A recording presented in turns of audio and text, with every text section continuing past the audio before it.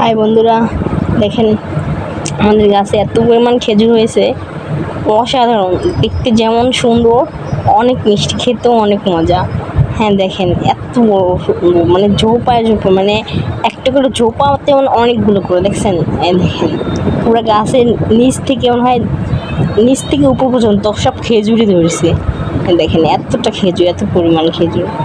হ্যাঁ, বাড়িতে আসলাম খেজুর খাবো বলেই, অনেক মজা খেজুরি। দেখেন এখানে এত পরিমাণ ধরছে, দেখেই অবাক লাগতেছে, খুব সুন্দর।